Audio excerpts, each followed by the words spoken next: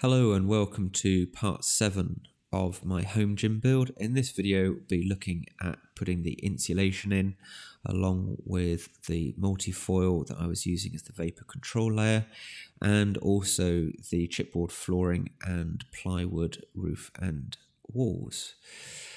The insulation itself I got as a seconds quality. It was not retail quality. It simply means that the manufacturers have sold this because it didn't meet their exact specifications. Either it's too thick or too narrow or too long or whatever it might be.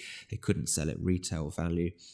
And there's a website called Seconds Co where you can actually buy pallet loads of the stuff. I bought 2 pallet loads of this, varying thicknesses, 100 to 120 mil.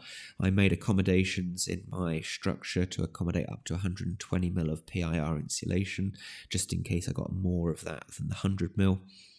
And it was about half the price of buying retail. Out of the 25 sheets per pallet, so 50 sheets total, I had 12 left over, which I was able to sell as secondhand on Facebook Marketplace. I actually got most of my money back from selling those to help pay for anything else like the climbing wall and bits and pieces like that, the gym flooring. So all in all, very, very good value. Would thoroughly recommend buying Seconds quality. So in this little clip, we see the flooring going down. I used 22mm tongue and groove flooring.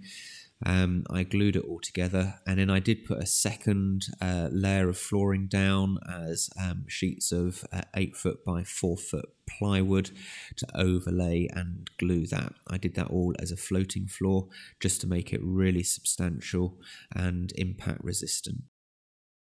The multi-foil sheeting that I put up, I taped all the seams with a foil tape, and I also sealed the edges of the wall to the concrete blockwork just to make sure it was completely airtight and nothing was going to get into the wooden structure.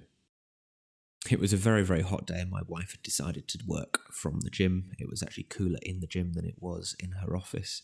That's how good the insulation was, keeping the heat out as well. The walls and ceiling were 18mm plywood.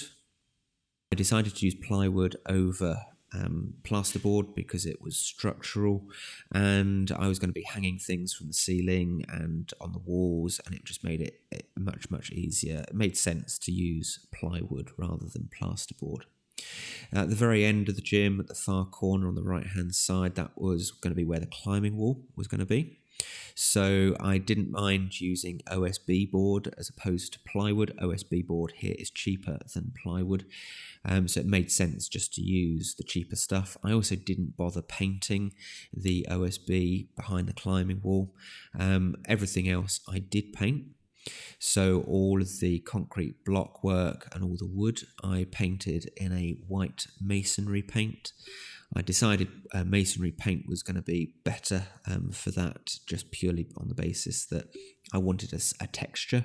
I didn't want a satin or a gloss finish that you would get on emulsion paint, and the masonry paint seemed to fit the bill very well. It also made it much more uniform colour from the concrete block work to the woodwork itself.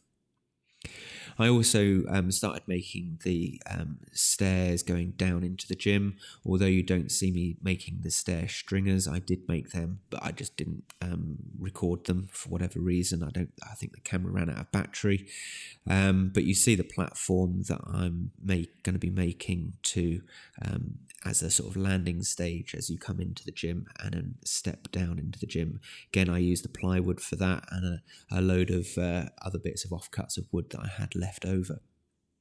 Anyway, do like and subscribe.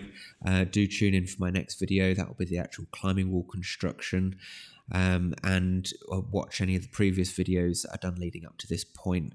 And thanks very much for watching. Bye.